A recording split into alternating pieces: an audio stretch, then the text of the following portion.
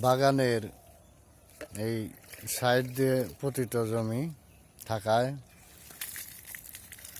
বেড়ার সাইড দিয়ে এই গরু ছাগলের জন্য নেপিয়ার ঘাস লাগিয়ে দিলাম।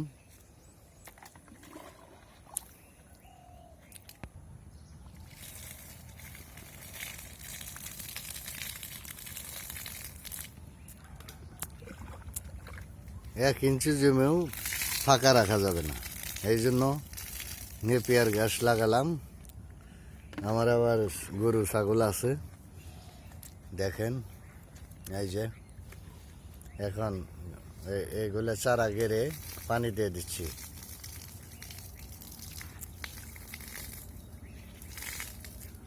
ভিডিওটি ভালো লাগলে সাবস্ক্রাইব করবেন এবং নোটিফিকেশন বেলটি বাজিয়ে দিয়ে পরবর্তী আপডেট যেন আপনার কাছে চলে যায়। ধন্যবাদ সবাইকে।